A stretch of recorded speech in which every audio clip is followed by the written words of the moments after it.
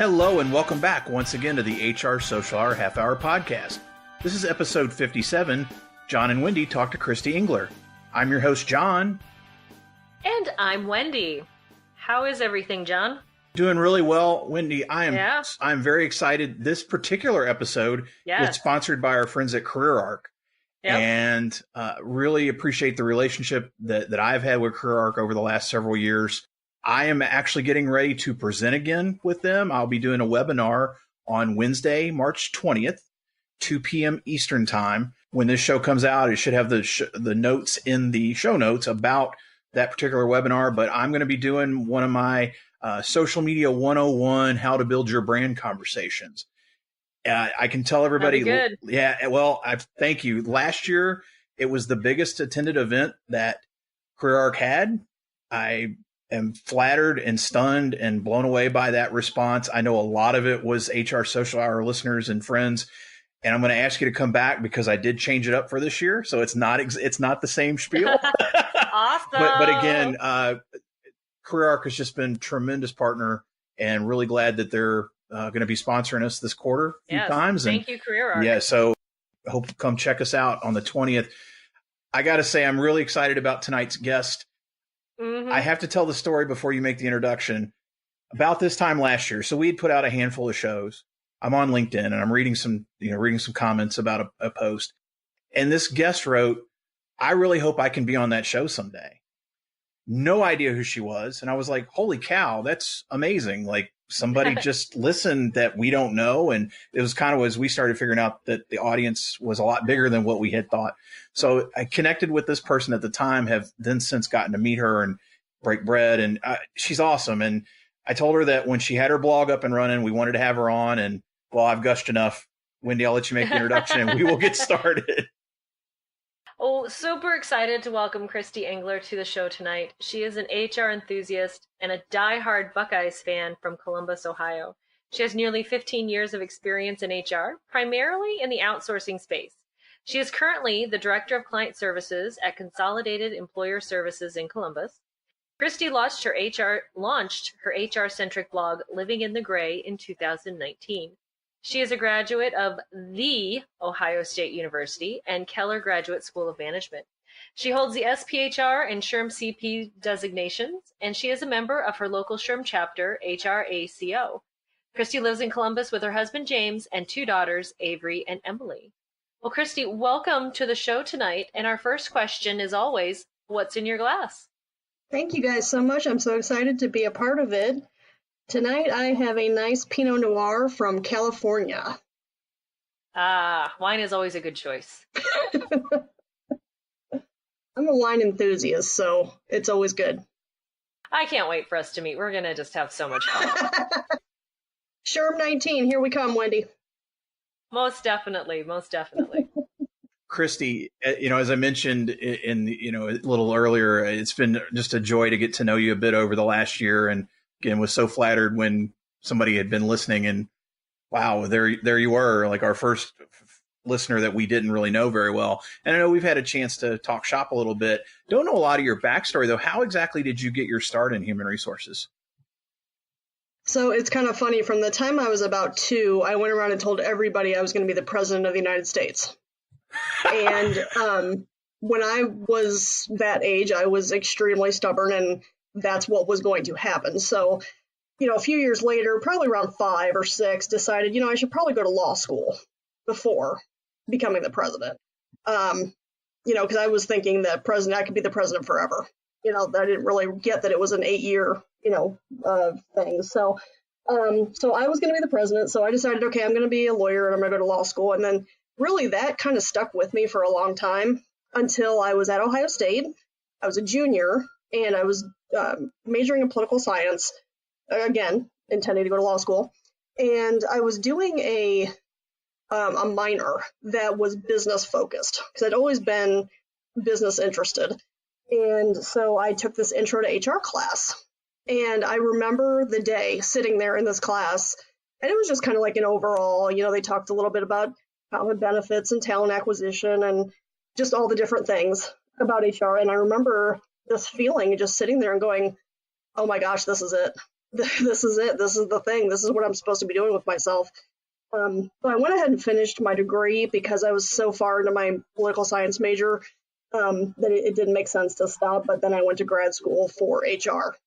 I just kind of found it in that class. I'll never forget that moment, and just pursued it ever since. Wow. There's not too many that can. We've got a few that are like that, but not a lot that are like, this is the exact moment when I knew I'd be in HR. So that's very cool. It was pretty surreal. Well, and so now you're working in outsourcing arena. So do you tend to see clients have comparable issues, or is it very company specific? It's funny. It's very, very comparable across small and medium businesses.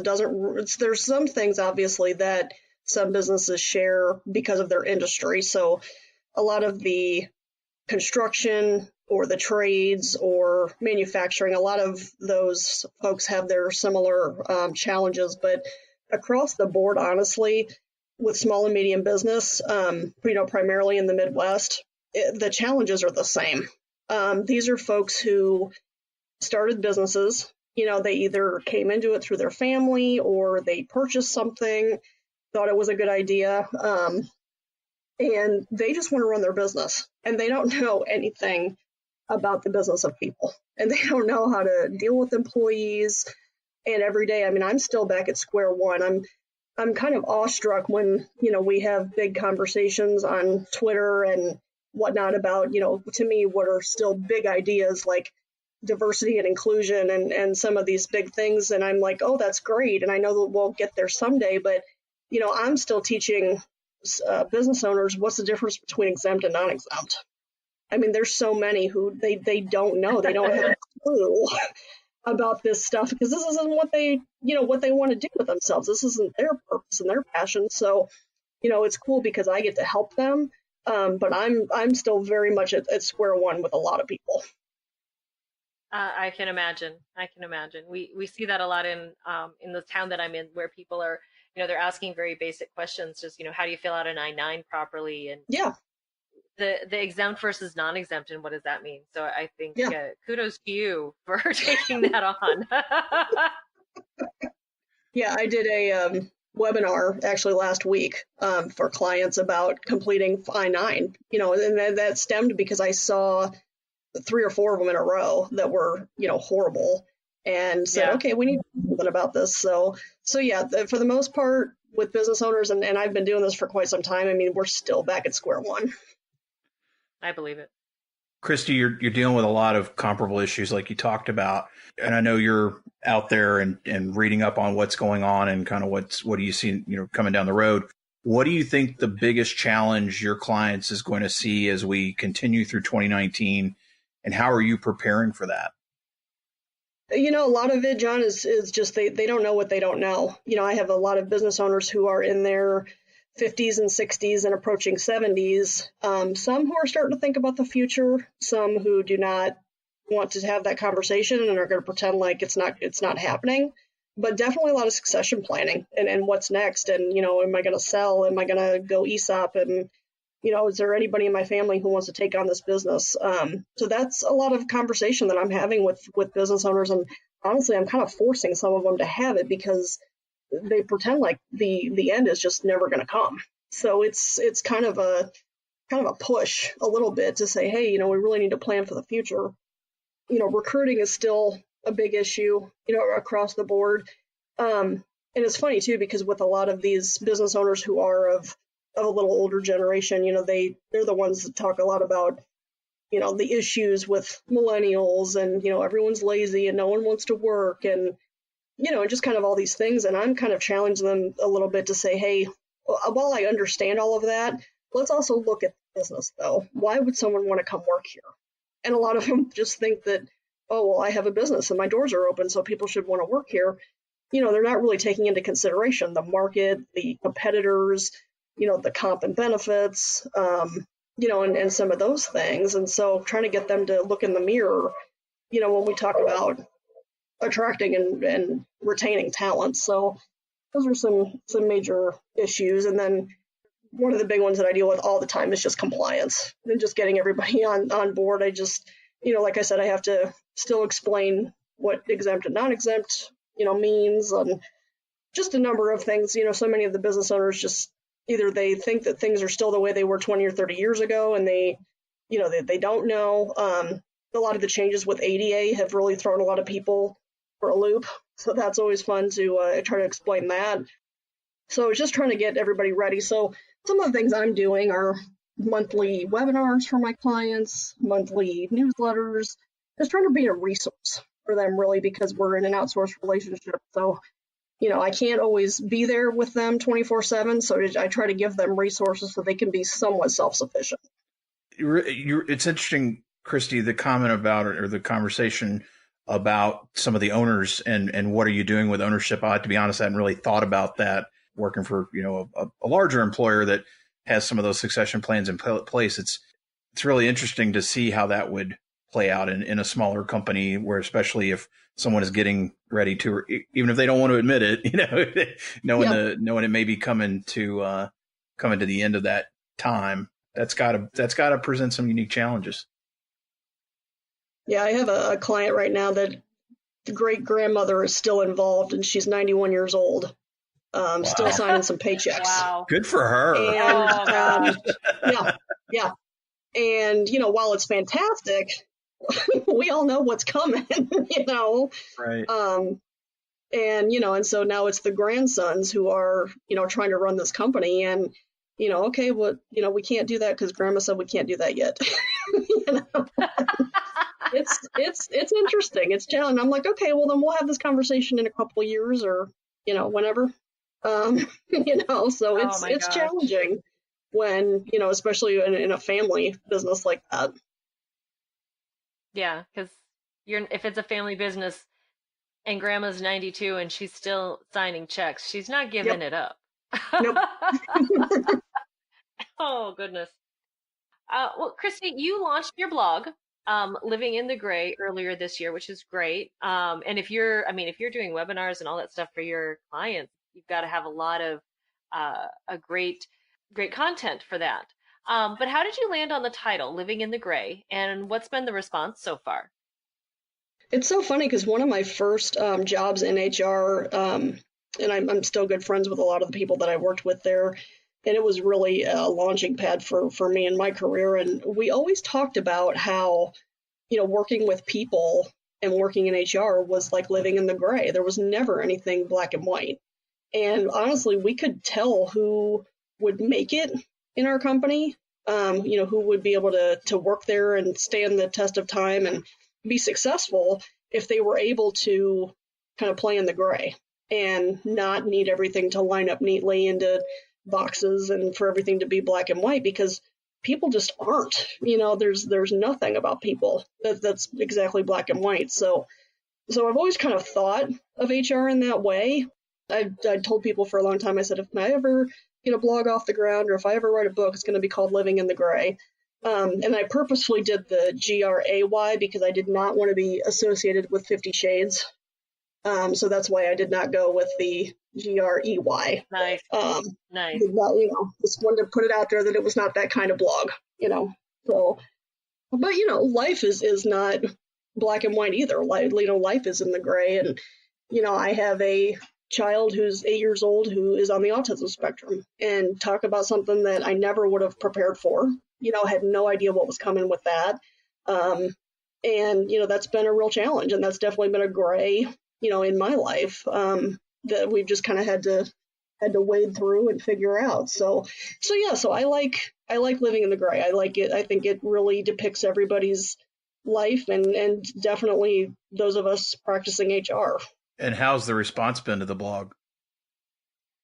Pretty good. I had some old friends and colleagues and whatnot who had said for years, you should do this. And, we've heard you speak before. We've heard you, we've seen just little things that you've written and, trainings and whatnot. And so pretty good. I would like it to get to a nice, bigger stage, which would be great. It's just, and I'm trying really hard at, one of the things that I've picked up through this podcast and just others that I've been connected with is I keep hearing people talk about, getting on that schedule to make sure that you're putting enough content, out there. And so that's something that I'm trying to, very be purposeful about and make sure that, you stay with it. So it's, it's not boring. And if there's nothing there, nobody's reading you. So we are going to take a real quick break and we will be right back.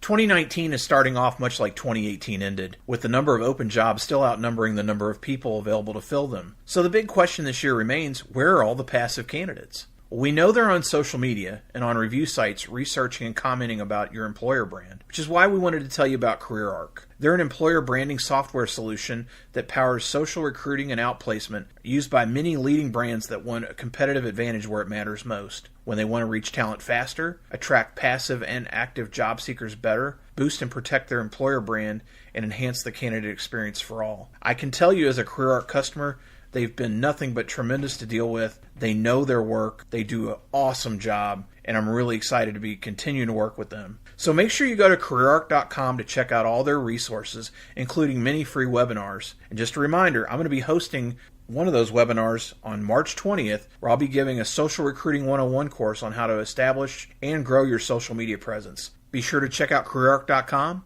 And now, back to the show. Christie, it is now time for everyone's favorite part of our show, the half-hour question connection. And it is brand spanking new for 2019. Christie, who was your first professional mentor, and what was the most important thing you learned from them? So my first boss in my first HR job, his name was John Baker. He is more of an organizational development and executive coach individual. He has his own consultancy business now, but he was just a wonderful mentor and just also a very caring and patient person. But something that he taught me early on that I have never forgotten is, when he's working with executives and business owners, is watch the results, not the clock. And that has always stuck with me. And, I think that people are way too focused on making sure that they hit their 8 to 5, hitting the clock, kind of that hourly mentality. And it drives me insane. Because I just want to focus on the results. And there are some people who can not work exactly 40 hours and be absolute rock stars and accomplish a lot of things. And especially, those of us who are working parents and trying to balance everything, it just doesn't all need to be clocked, at 8 to 5. So that was one of the things that he taught me, and I have used it ever since. And I continue to use it, as I've come into leadership roles as well. Christie, who's one person that you've gained in your network in the last year that you think more people should know? Doesn't have to be an HR person, but somebody that you've met either via social or in person that, like, wow, I think everybody ought to know who this person is and what they're all about. So I thought I was going to struggle with this question, and then I went back through my Twitter and I was like, ooh, I actually have two. So there's, I was actually really excited about that. So there's a gentleman named Tim Kite, Kight. His company is called Focus 3. He is an executive coach and motivator, and he works with leaders and transforming cultures and behaviors. He worked with Urban Meyer and the Ohio State Buckeyes. That is not the number one reason why I was interested in him, but it helped. So it definitely helped to pique my interest. But he spoke at one of our local HR monthly meetings, and he's really, really interesting. And every day he sends out these really just cool motivational tweets. And it's just been really cool to follow him. So he's somebody that I think everybody should connect with. And then the other one is Kathy Perry. And I actually had the pleasure of introducing her at the Ohio SHRM conference this last fall. And she talks a lot about energy and resiliency, even when you're going through hard times or disruptive times or, chaotic. And she does that coaching with a lot of organizations. So I think she's really interesting, and that they're both just good resources, and they have great tweets. Well, I like anyone I can follow on Twitter. That makes things so much easier. So, Christie, if you could go back to the start of your career, what's one piece of advice you would give yourself based on what you know now? Breathe. That's probably the biggest thing. And I was thinking about this, and really, I think the message to myself back then would be, know that you're going to get there, and everything's going to be okay. and you don't have to jam it all down everybody's throats. I was high energy for a long time about everything, which is great, but it also could come across as, being a know-it-all or, trying to win at all costs and some of those things that, happen when you're in your more early 20s and getting your career off the ground. And so just to breathe and know that, with the gifts that I've been given and the hard work that I'll get there. Christie, how do you enjoy giving back to the HR community? I've been doing a lot of mentoring, actually. Our local chapter has a mentorship program, and I've done that now in the last couple of years and met some really neat kids, local students in HR. And that's been really fun, just to kind of get to know them and see, where they kind of start and then where they end up. So I've been doing that for a couple of years. And then, really, I just kind of like to be a leader for the HR industry. If anybody wants to talk to me about the career, any interest, I recently did a career presentation at my daughter's middle school. I'm always telling people, hey, do you have your certifications? Go check it out. Here's the benefit. So I feel like I'm kind of a little ad for HR everywhere I go. So that's something that I like to do to try to give back. So what's your favorite movie? So this is a very seasonal question for me, because if you asked me in the fall, it would probably be different. If you asked me around the holidays, obviously it's different. In a couple months, when it's almost Easter, I'll tell you that 10 Commandments is going to be the best thing ever. So I'm very seasonally driven by movies, but as far as day to day, anything with Melissa McCarthy in it, I think she's absolutely amazing. Anything with Will Ferrell, we will sit there and just absolutely crack up. So she's our favorite, he's our favorite, and pretty much just a good comedy. How about your favorite musician or band? So I'm a rock child of the 80s, late 70s and 80s. So 70s and 80s hair bands are big for me. REO Speedwagon is definitely one of my top picks. Styx, Journey, Queen, you name it. So I'm a big rocker. How about a favorite TV show? Well, my husband and I were obsessed with Friends when it was on. And then, it kind of went into the whole reality TV time, which was just horrible. And, so then thank goodness for Friends DVDs, because we wore those out because there was nothing good on TV to watch. But we were really glad when The Big Bang Theory came around. Again, love to laugh. So Big Bang's one of our very favorite. And then just for no thinking relief from the world, I love everything on the Bravo network. I know it's just a total guilty pleasure for me because it's such trash and just, for the most part, just absolutely ridiculous, but it's just just kind of a no thinking relief for me. So I really enjoy the Bravo network. Styx, yeah, she had me there. I don't think we talked about that. They're actually coming to Richmond in, I think, June. So we're going to go see them again. I haven't seen them in a few years. The last time I saw them, they opened with Renegade, and it was really rough. And I'm like, oh no, this is not going to be good. But my favorite Styx tune is Grand Illusion.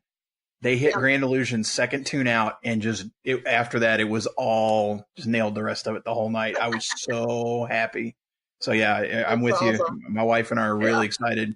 They announced it last week, and I texted her like, Styx is coming. So nice. We know what we're doing at some point. Well, if you're not watching those movies with Melissa McCarthy and Will Ferrell, if you're not listening to that 80s rock or watching Friends, what else do you like to do outside of work? So I'm really big into Orange Theory Fitness. I've been doing it almost 2 years, just really going crazy, increasing my fitness and, focusing on my wellness and my health. And so it's super fun. So I try to go like 3-4 times a week, just do different challenges, and it's just a whole little community. So, so if you're seeing the commercials or anything, think of me. I, do not look like the chicks on the commercial, but, hopefully someday we get there. Nice. And I think you've been keeping HR Fit Club alive too, if I remember correctly. I see you using that a lot. Yeah, you've brought some new life into that. So. Yeah, I really like it. I like connect, and that was one of the things that Kathy Perry and I talked about a little bit in the fall too, because she's into fitness and all that. And so, but I was really excited to find that hashtag because I was like, ooh, something else to connect with everybody about, so it was super cool. There's quite a few of us, so it's kind of nice. It is nice. It's accountability. That's the big thing for me. If I don't have someone keeping me accountable, I'm just going to sleep in and Yeah. I'll work out tomorrow. Yeah. Yep. Well, Christie, if you weren't in the HR profession, what do you think you'd be doing professionally? I might have actually taken that leap and went to law school because I still really do have a passion, especially now it's turned into employment law. And I feel like I do get to play a lawyer on TV a lot of days as I'm explaining different things to people. Or I think I might have gone a completely different direction and been like a personal trainer and a dance teacher. Christie, if you had done either of those, we more than likely wouldn't be talking to you tonight. So I'm glad for the sake of argument that you didn't become a dance instructor or an attorney that become the president. I think it's amazing that anybody at the ripe old age of 5 would decide to become president. Wow, you got a lot more goals than I. Man, when I was 5, I was lucky if I knew how to put on my pants, I think. But I cannot thank you enough for taking part tonight. Again, it's been such a joy to get to know you over the last year. And I know a lot of the listeners that haven't met you or had a chance to really see your stuff yet, now that they've heard you here, are going to want to connect. What's the best way for them to reach you out there? I'd love for everybody to check out my blog. It's Living in the Gray on WordPress. And you can always get me on Twitter. It's Christie_Engler. We will put that in the show notes. Wendy, how about you? What's the best way for the listeners to find you? Best way to find me is on my blog, mydailyjourney.com. Daily is D as in dog, AILEY. And always, the fourth Sunday of each month, you will find me on Twitter at 7 p.m. Eastern Time as part of the HR Social Hour Twitter chat. How about you, John? Easiest way to find me, hrsocialhourpodcast.podbean.com. Go to the left-hand side of the screen at the top. You'll see 3 little lines. If you click on that, it'll open up all my social accounts. And while you're there, download this episode or any other episodes maybe you haven't heard yet. Listen, rate, review, and share. Anything you can do to help us boost the signal, we appreciate. We can never say thank you enough for it. And again, just continue to help us build our community. So again, Christie, appreciate you being with us. And so for the HR Social Hour Half Hour Podcast, I'm John. And I'm Wendy. And as always, be sure to connect, give back, and network. Take care, everybody. We'll see you soon.